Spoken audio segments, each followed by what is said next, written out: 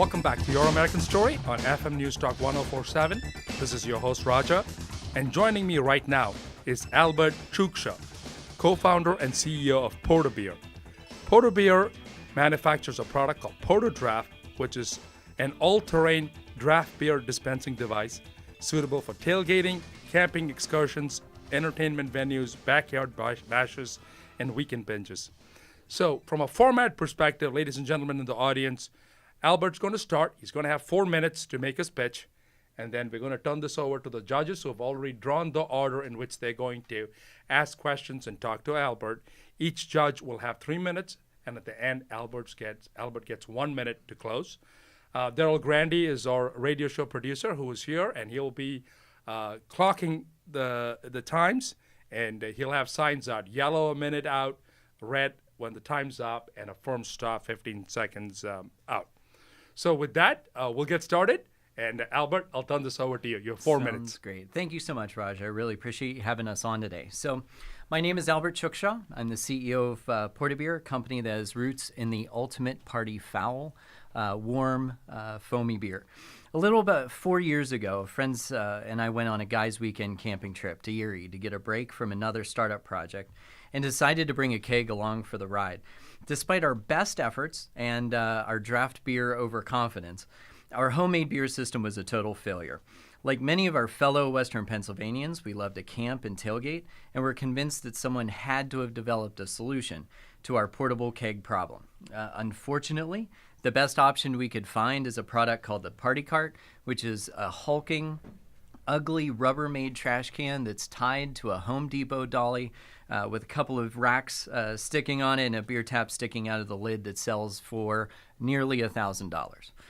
After 3.5 years of market research and design, 3 business plan competition finalist placements, support from local companies like Frankfurter Wholesale, and a pivot toward profitable B2B market segments, Portabeer has since launched the PortaDraft, the only completely portable kegerator-style draft system that allows our users to pour an ice-cold, pub-quality beer indoors or out with no electricity in a form factor that fits in anywhere from the black tie to the back 9 or your own backyard. Featuring a self-contained design, simplified no-hand-pump CO2 system, and military-grade construction, the PortaDraft helps our customers make money by adding points of sale to take advantage of the rapidly expanding interest in craft beer.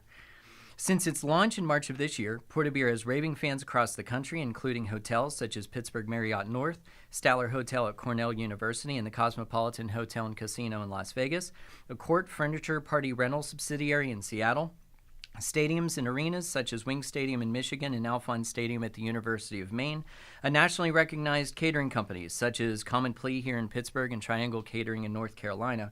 And for those going to PNC Park to watch some winning Pirates baseball, Atria's on Federal Street sells draft beer in front of their operation before every home game. To build upon this success, the Portabeer team is looking for a $100,000 convertible note in order to do the following: expand sales operations in existing growth markets, including catering, hospitality, and event venues, which represent more than 75,000 potential customer sites. Take advantage of interest expressed by mass market retailers such as Amazon.com and Sam's Club. Develop and launch a mail-order CO2 refill subsidiary to this a business model similar to the SodaStream model that would represent considerable high-margin recurring revenue, and purchase component inventory for continued operations. Unlike many hardware startups, Portabeer is already in production and owns critical assets such as tooling and molds that are needed to scale the business. The company has protected its intellectual property through patents currently pending, as well as important trademarks. In addition, we have exceptionally strong sourcing relationships with secondary sources for nearly all critical components. Finally, with an enthusiastic group of reference accounts and a current whale prospect that could represent up to 300 units of revenue in a single order next year, the company is poised for sustainable growth. With this investment, Portabeer can grow faster and be a profitable business next year, reaching $4.6 million in revenue with $1.5 million in profit by 2016 and an average of 27% net margin over the next 5 years. We achieve this through an experienced ownership group that boasts years of success in marketing, operations, and finance with engineering talent, and then supplemented by adding experts in sales, sourcing, and retail channel management. In closing, Portabeer, the Portabeer opportunity is a low-risk hardware investment, as shown by our proven success in our high-value target markets, yet unexplored recurring revenue opportunities and a team that has demonstrated its ability to execute a lean business strategy. What investor couldn't raise a glass to that? Thank you.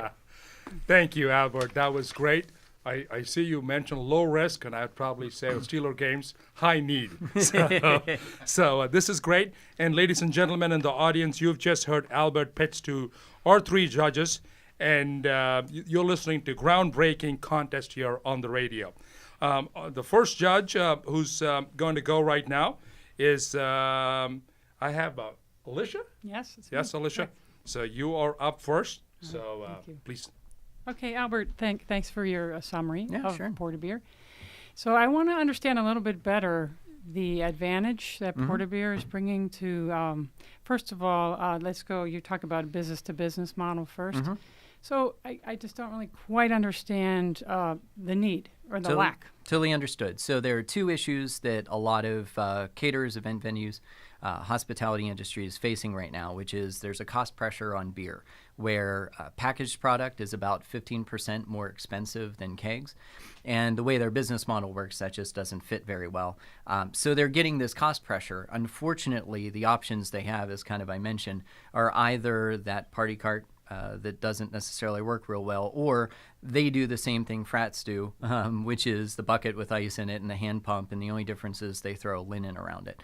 So given the limited sort of attractive options to reduce that cost, most places don't feel comfortable from a branding perspective to have that type of look. So they've kind of had to balance those two things. We've been able to easily demonstrate not only a simplified solution that doesn't require hand pumping or anything like that. They get the type of beer that you would get out of their tap system, but you're able to put that wherever you need it within your facility. So it provides a level of flexibility to not only save money, but also have some of these other advantages that no real other product delivers.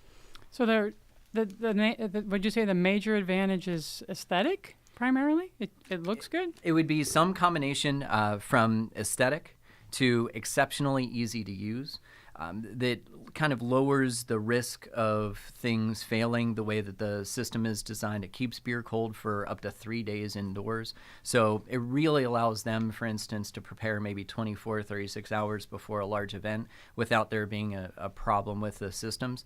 And while aesthetically it's very nice, the level of flexibility for them to be able to use this in a ballroom or an outdoor facility or even in a private suite somewhere in the hotel or in event venues, just allowing them to add point of sale wherever they need to.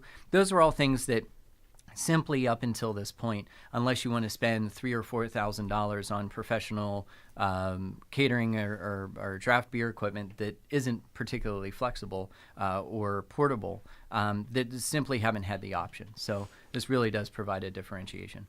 So who is your sales call, your target, when you go to one of these venues? Who do you look for? And is it sort of you need to explain your advantage to them, or are they waiting for you to come? It's usually a director of catering or something like that we've talked to. I have been surprised as someone who tends to be a little skeptical of things that when we show this product, when they see it, they immediately understand the value. It doesn't take much of a sales pitch. Usually it's just figuring out when the budget cycle is at this point. So that's really been an advantage to us. They see the value, and we've been very fortunate that me not being the best salesperson on the face of the planet, that the product itself tends to be the showstopper. So, did you design it so that if I'm at some venue, I would see that it's a Portabeer product? Yes, absolutely. We've strategically placed logos so that they're there but tasteful. And other elements that we've really added to the product have been to expand branding and allow branding for companies. So we can do the type of things in terms of 900 different color combinations. We can match branding and some of those needs. So yes, I mean, it really does give that option. Yeah. Thank you, Alicia. Thank you, Albert. So next up is Roger. So I'll turn it over to you, Roger. Thank you, Roger. Albert, it seems to me that the product is quite expensive. Mm-hmm. How many kegs of beer do I have to run through it to pay for that? Well, so it depends on what you think about ROI. There are a couple of things that are factored into that. First is the savings on both ice and on the actual beer.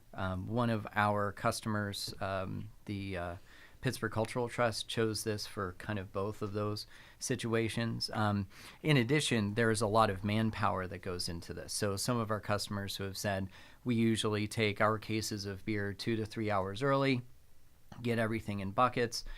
So that's a lot of staff time that's dedicated that we basically were able to eliminate, because all they need to do is roll one of our systems off the truck and it's ready to go. It takes about 5 minutes to set up. So there are a lot of cost elements that necessarily aren't attached to just the product of the beer. But from a cost perspective, and certainly we've heard feedback all over the board in terms of pricing. We've heard people say it's too expensive. We've heard people say, is this about $1,700? And since we're running at the low end about $649, our commercial units are about $800 to start with. We feel very comfortable based upon our competition, which again is trash cans strapped to a dolly that sells for $1,000. If you are so inclined to have an umbrella, it's another $100. But I think we feel very comfortable with where we are from a pricing perspective. Okay. So we have discovered that in the business I was running, that having two separate businesses kind of under one roof can be a mistake. Mm-hmm. You seem to be doing that by going after the CO2 refill business as well as the keg business. Mm-hmm. It's worked for SodaStream. It's worked for Primo Water. They've seen this as a real opportunity because it's a little bit less so the razor model of you make money on the CO2 fills. We give people the opportunity to do some different things. But from our perspective, we actually have a company in Illinois that can do all of the logistics for us. So from our perspective, all we really need to do is create a back-end system to allow that company to operate effectively and negotiate some rates from the UPS side. So there's a very low cost to this initially to get it off the ground without doing a lot of work on our end. So final question. Mm-hmm. You said patents. Your business plan, as I recall, says design patents, Mm-hmm. what you have. Design patents are, in my experience, a little weak. So what else do you have to protect yourself from somebody copying the idea, which would seem to be fairly straightforward? I mean, in the interest of full disclosure, we produced or went after utility patent. We discovered basically that we didn't want to spend the $15 or $20 or $30,000 to argue with the USPTO to make that happen. And the reality is that it may have been a difficult argument with all of the reference patents. So our protection is through the design patent and the recognition that if someone wants to steal it, then we have to kind of deal with that going forward. But we have to run our business now. Okay, thank you. Mm-hmm. Thank you, Roger. And next up is Mel. So I'll turn this over to you, Mel. Albert, I'd like to go back to one of the things Roger was talking about, which is the return on investment to your customers. Mm-hmm. Although you have advantages in, as Alicia said, in terms of aesthetics and convenience, Mm-hmm. People will tend to buy new things, especially if there's a real good return to them, Yep. cost benefit. Yep. So I would, if I were in your shoes, go back to your customers that have already used this Mm-hmm. and have them sit down with yourself or your team and calculate, well, how much less people, have they had to have to repair, how much less is the ice cost, and those kinds of things, because you do need to be able to have a pretty solid payback, I think, to have people be willing to pay $800 for this. And they may if they have a good payback. So that's one thing I would say to you. The other is, as you talk about intellectual property and your patent, I think you need to think of a way, because if you're going to raise money from other people, individuals or even venture capital funds, you need to be able to answer that question about how are you going to keep competition at bay in a much more powerful way than you did there. And that doesn't mean that there is no good way. There probably are some good ways to keep competition at bay, but you want to have that thought through and be able to articulate that even if you don't have a strong patent. I want to understand your channel distribution. Are you going to be using direct salespeople, distributors? How are you planning on selling this, getting this out into the market? Currently, it's a hybrid model. So we've identified a couple of specific wholesalers that we feel very comfortable working with. That would also be the channel strategy that we would have on the retail side, specifically, as I kind of mentioned, with Amazon and Sam's Club. Otherwise, it's a direct sales effort from our perspective, simply for margin. But what we've found is it isn't taking as much as potentially that you would expect to get the word about this product and then actually close deals. So we would invest some money into having someone who's full-time sales, and they may kind of advise us to potentially develop a sales force from there. But again, we feel pretty comfortable with the way things are going and how the business is trending, that we may not necessarily need to kill ourselves in developing that sales team. Well, the only comment I would make about that, Albert, is to, as with respect to the first two questions, look and see what does make the most sense. Talk that out with your advisors and with your team, and come out with a strategy that you know this is what you're going to do. Yep. Be it distributors or direct salespeople, but it's tough to be successful when you're trying to do it on both. You've got to focus. Gotcha. Okay. Sounds good. Back to you, Raja. Okay, thank you, Mel. And ladies and gentlemen in the audience, you're listening to Running with the Bulls contest on Your American Story. And this is the real deal. You heard three judges interact with Albert here, and this is how they make investment decisions. So you've seen behind the sort of scenes look at how real investors work here. With that, I'm going to turn this over to you, Albert. You've got 1 minute to close. Sounds great. Thank you. So I do think we've been able to develop a model that works. In addition to the sort of ROI discussion that you had, we have a rental model that works very well. So that helps to achieve ROI. That's another discussion. But overall, I think we've developed a product that simply is best in class. I know that that's an often used phrase, but I think we've been able to accomplish that. And more importantly, because we have 200,000 listeners who are tuning into the show, the other way to support a business beyond giving us money is to buy the product. So feel free, if you're interested or want to learn more, check us out at portabeer.com. We'd be happy to talk to you. You can call the 1-800 number or the toll-free number. It rings right to my cell phone, and I'd be more than happy to answer questions. So with that, I will end my plug and thank everybody again for the opportunity to have this conversation with you all. Yeah. Thank you, Albert. And that's a true entrepreneur, ladies and gentlemen. He did not miss the opportunity to talk to you for you to use his product. So if you liked Albert's pitch, here's what you can do in the audience. You can go and vote on the website. It's youramericanstory.com. You have a week to go vote for Albert if you like this pitch, and the audience winner gets $2,500 cash, and it's going to open all kind of doors here. So again, you can participate and go vote online, youramericanstory.com. Again, thank you, Albert. Thank you, judges, for your participation. We're going to go to a commercial break right now, and this is your host, Raja, and we'll be right back.